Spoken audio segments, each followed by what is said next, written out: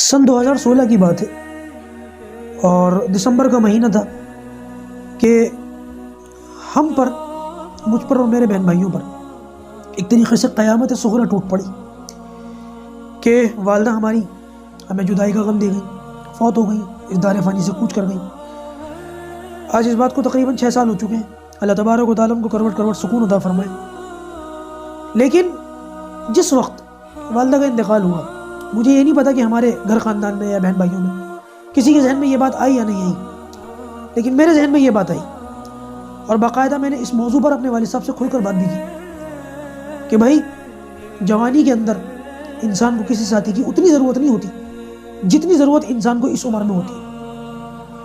تو کچھ دن گزرے تھے اور کچھ دن گزرنے کے بعد میں نے خود اپنے والد صاحب سے پہلے تو اشارتاً اور پھر وضاحت کے ساتھ باقاعدہ کھلم کھلا پوچھا کہ آپ کا کیا ارادہ ہے۔ والد صاحب نے شروع میں اس طرف کوئی توجہ نہیں دکھائی اور ہمارے ساتھ اپنے دوسرے بچوں کے ساتھ ان کا رہنا، کبھی کسی بھائی کے گھر چلے گئے، کبھی ہمارے یہاں رہ گئے۔ لیکن ایک موقع ایسا آیا کہ وہ ایک طریقے سے بیزار سے ہونے لگے کہ بس مجھے اکیلا میرے حال پر چھوڑ دو۔ اور جو ان کا اصل گھر تھا، جس کمرے کے اندر انہوں نے ہم سب بہن بھائیوں کو پالا، آج تو اللہ کا شکر ہے ہم سب اپنے اپنے گھر کے ہو گئے، لیکن ایک موقع ایسا تھا کہ سارے بہن بھائی اس کمرے کے اندر والد صاحب کی اس میں رہتے تھے۔ اور والدہ کی جدائی کے بعد پھر ایک معاملہ ایسا ہوا کہ والد صاحب نے کہا نہیں، بس میں بالکل اکیلے رہنا چاہتا ہوں، تنہا رہنا چاہتا ہوں۔ اور جب بیچارے اکیلے رہنے شروع ہو گئے تو اللہ حفاظت فرمائے، کمرہ حالانکہ جو جیسا بھی تھا، لیکن وہ جوائنٹ فیملی سسٹم، چچا تایا اور دنیا بھر کے جو گھر خاندان والے ہوتے ہیں، ہمیں فکر رہتی تھی کیونکہ میرا جو معاملہ ہے، ہماری جو مسجد کا معاملہ ہے، جو مسجد کی ذمہ داری ہے، وہ میری اس گھر سے 15-20 کلومیٹر دور ہے۔ میں اس مسجد کو چھوڑ کر وہاں جا نہیں سکتا اور میں نے کئی بار والد صاحب سے کہا کہ آپ میرے ساتھ آ کر کے رہیں، اور والد صاحب آتے نہیں تھے میرے پاس، کہ وہ کسی بہن بھائی کے پاس نہیں جاتے تھے۔ لیکن ہم یہ دیکھتے تھے کہ گھریلو بنیادی ضرورتوں کے لیے بھی والد صاحب چھوٹی چھوٹی چیزوں کے لیے بھی بڑے محتاج ہو گئے۔ روٹی پکا کر کے کیسے کھائیں، کپڑے کیسے دھوئیں، برتن کیسے دھوئیں، اور یہ تو بنیادی ضرورتیں ہیں۔ انسان کو اگر کچھ کہنا سننا ہو اس کے لیے کہاں جائے گا، اور اس چیز کو، اس کمی کو میں نے بڑا محسوس کیا۔ بالآخر ایک موقع پر والد صاحب بھانپ گئے کہ میں کیا چاہتا ہوں۔ تو والد صاحب نے خود ایک مرتبہ اپنی اس خواہش کا اظہار کیا کہ بھائی، اگر میرا نکاح ہو جائے گا تو میری یہ جو چھوٹی چھوٹی ضرورتیں ہیں یہ الحمدللہ خیر عافیت کے ساتھ پوری ہو جائیں گی، تو کیا تم اس کے لیے تیار ہو؟ یا میرے جو دوسرے بہن بھائی ہیں، میرے متعلق پوچھا کہ تمہارے جو دوسرے بہن بھائی ہیں، کیونکہ میں اپنے بہن بھائیوں میں سب سے بڑا ہوں، تو جو تمہارے دوسرے بہن بھائی ہیں ان کا کیا ری ایکشن ہوگا اور تمہارا کیا ری ایکشن ہوگا اور تمہاری بیوی کا کیا ری ایکشن ہوگا، مجھ سے پوچھا۔ نہ صرف یہ کہ ان کو بچوں کی ٹینشن تھی، بلکہ بہوؤں اور داماد کی بھی ٹینشن تھی کہ پتہ نہیں ان لوگوں کا کیا رویہ ہو۔ میں نے کہا آپ کسی کی فکر نہ کریں، اگر آپ نکاح کرنا چاہتے ہیں تو آپ نکاح کریں، نکاح میں خود پڑھاؤں گا، اور باقی انشاءاللہ کسی کی مخالفت کی آپ پرواہ نہ کریں۔ جب میں نے یہ بات کہی ہے کہ والد صاحب نکاح کریں گے اور نکاح میں خود کراؤں گا، تو پورے خاندان، میرے اپنے بہن بھائی اور میرے والد صاحب کے بہن بھائی، چچا تایا پھپھی اور میرے اپنے بہن بھائی، حتیٰ کہ میرے ننیال والے، ان لوگوں نے جو باتیں پھر مجھ سے کہی ہیں نا، میرا ایمان تازہ ہو گیا، مجھے مزہ ہی آ گیا۔ اللہ حفاظت فرمائے، ایسی باتیں، ایسی مخالفت کہ میں ان باتوں کو بھول نہیں سکتا۔ لیکن مجھے معلوم تھا کہ بشری تقاضے کیا ہوتے ہیں۔ اللہ کا فضل ہے، میرے والد صاحب نے مجھے نبی کریم صلی اللہ علیہ وسلم والا دین پڑھایا ہے، مجھے وہ علم دیا ہے جو علماء کرام کی جوتیوں کو سیدھا کرنے کے نتیجے میں ملتا ہے۔ یہ وہ موقع تھا کہ میں اس کا تھوڑا بہت ہی صحیح کچھ حق ادا کرتا۔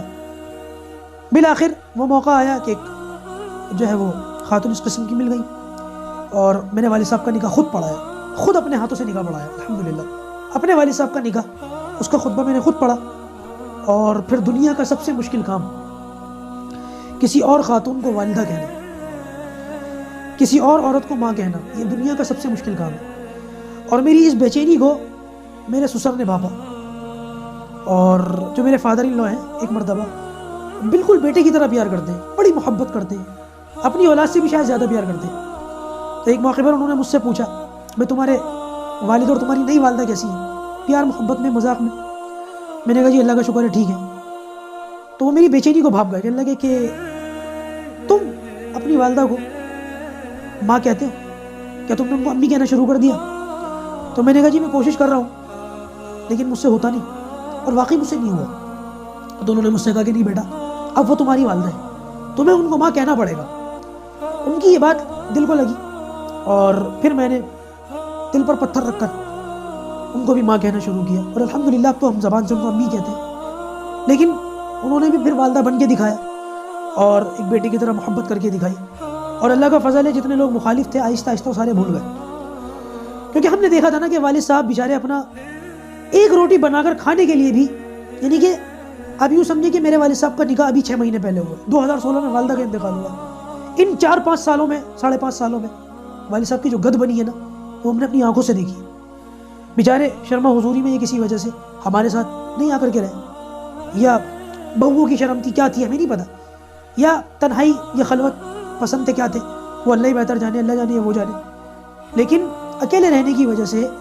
کئی بار ایسا ہوا کہ بیچاروں کو حتیٰ کہ رمضان کے موقع پر سحری اور افطاری میں اس قدر پریشانیاں کہ ہم جب فون کر کر کے پوچھتے تھے تو ان کی ہچکیاں بن جاتی تھیں۔